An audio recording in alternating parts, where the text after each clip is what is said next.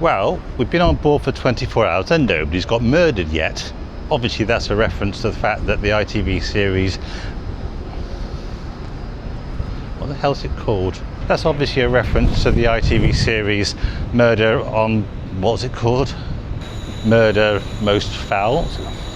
Good Ship Murder, which is a bit rubbish, but we enjoy it because it was filmed here. We call it the HMS Blingtastic, and you'll see why, but its real name is the MSC Virtuosa.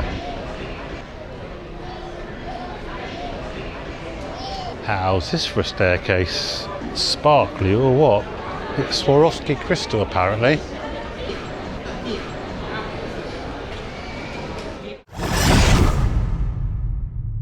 The first leg home in the big taxi took us to St Vincent and the Grenadines, next door to Barbados. Did we take the direct route? Nope, we went over the top of St Lucia and hovered behind it for a day. That is St Lucia. What we're doing here, who knows? Overnight we stopped going around in circles and headed to Kingstown, St Vincent.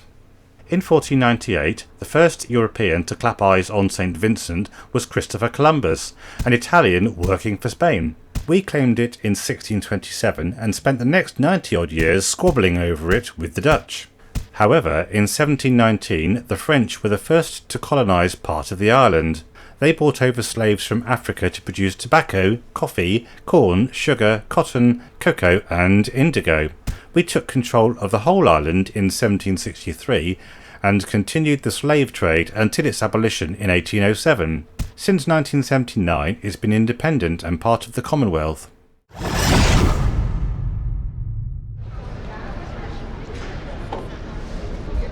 So this is the English cathedral.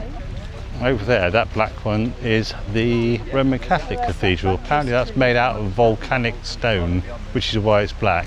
And apparently the trees are frangipani trees, which are used for the leis in Hawaii.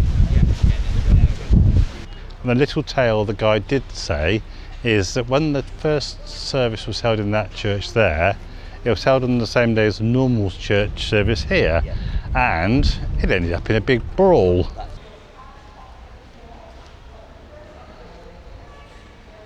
The story behind this window is that it was commissioned by Queen Victoria, but when she saw the angel in red as opposed to traditional white, she sort of got most displeased and shoved it in storage.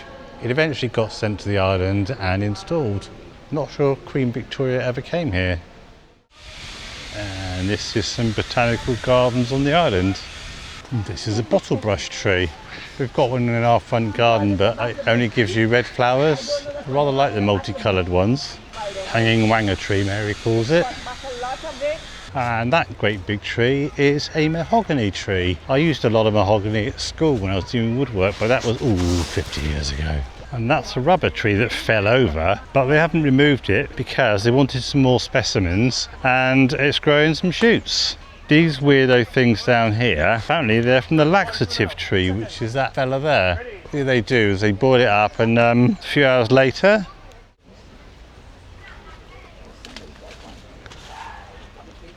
when it's dry, how fibrous it is, and soft. You can use it as shaving brush. That's quite a weighty thing. Cricket ball fruit or something, wasn't it? Whatever it is, it comes from that there tree. And this thing they're currently preparing for a wedding. And this is called the wedding aisle. Apparently the bride sort of starts there, walks all the way down to the auditorium thing. Plenty of time to change her mind. So our guide says anyway.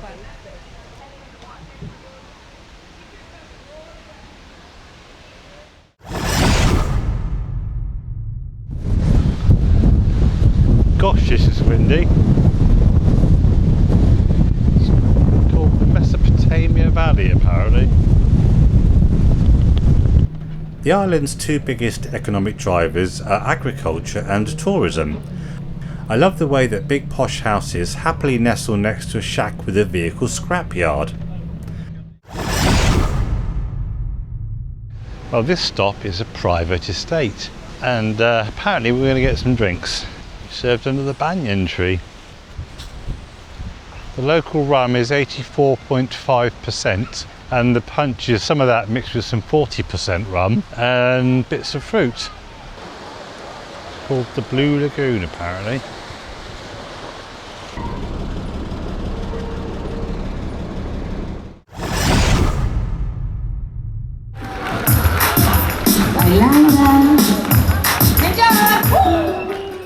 As we sailed to our next destination overnight, we had the white party where everybody wears white, except for me. Being the rebel that I am, I wore black. So it's back on the boat and heading south. So this is Grenada. We're going on an afternoon excursion, but yeah, the wind's dropped a bit I think. This is the middle of Grenada. It's a right old rocky road to get here, and they've got this waterfall. Might be going for a swim in that in a minute.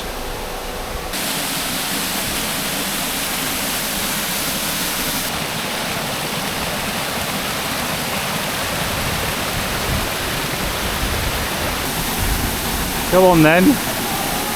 Way! That was good. You okay? I'm fine. We can swim now, yeah? Yeah. It's got to be quite deep if they manage to sort of do that. Whoa!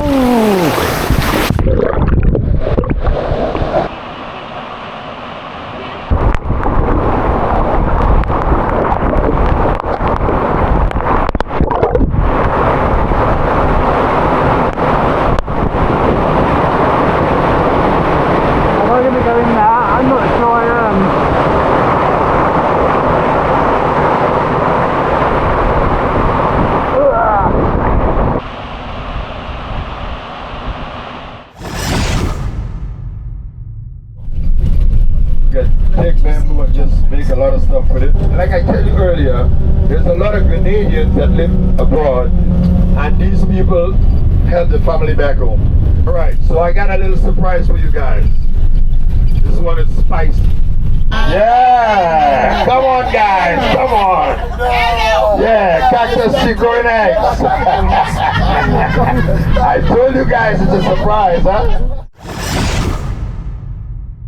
Where the English people at? You guys are right here? Listen up. There, in England, there's a guy that wins all the Formula One race. You guys know the name? Lewis Hamilton. Alright, so let me give you a surprise. He got his grandfather and father from this village right here. Yeah, let me show you the house. Which one? The yellow one back there.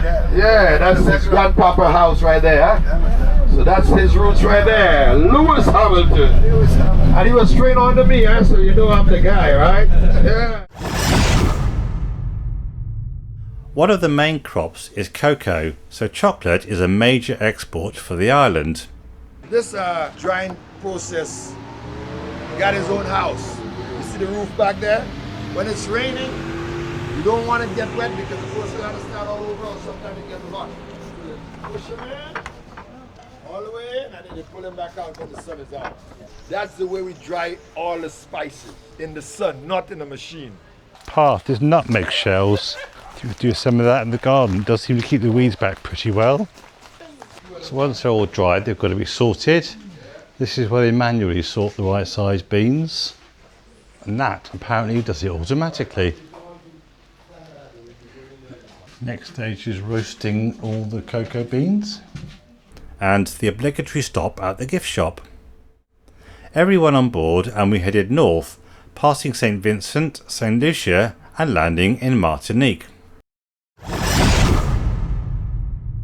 Well, this one is Martinique, French island, and I think the currency here is euros, but I do know that we've got free roaming because it's part of the EU. I can roam with my normal network. It's very different from the other ones. It looks like France has spent some money on the place. And indeed they, or the EU, have top quality roads, loads of French retailing, and even French number plates. So this is a botanic gardens and a rum factory. The chocolate factory we went to yesterday was a right old ramshackle that was based on an old rum producers. This is, well, they've spent some money clearly. Like something out of, yeah, something out of the Lord of the Rings. Bit of a root system there.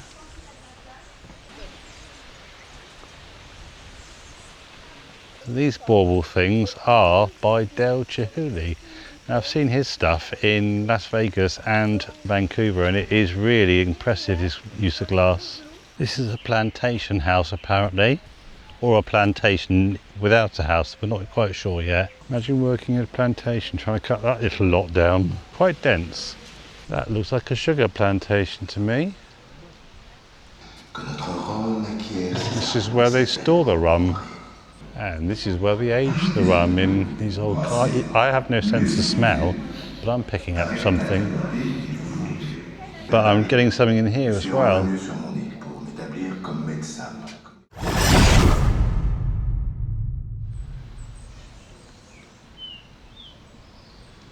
So this is the first one coming around. Apparently it's mouthwash grade. Pretty rough, to be honest. Mary did the usual thing going. So we're going to continue on with the VO, very superior old product. This is a blend of a couple of 15-year-old ones. Tastes stronger. It tastes stronger, but can you taste creme brulee? Okay, let's give it a go. So your favourite so far is the Cuvée au mer. oh yeah, that's vanilla, coconut, dates, dried figs, prunes and chocolate. That's your favourite so far. Yeah. I think I quite like that one the most, which is roast chocolate and creme brulee. This is some sort of Bailey's-like thing. A bit sweet for my taste. So that one was a bit sweet for your taste. What's your passion fruit? And that's nice. That's lovely. Have you tried it? Yeah, I'll try a bit. And that's the one Mary liked. We'll take that back to the boat. See what happens. So we had a bit of rum tasting and we've bought some rum. Back on board and heading north again, the next stop is the French island of Guadeloupe, where Death in Paradise is filmed.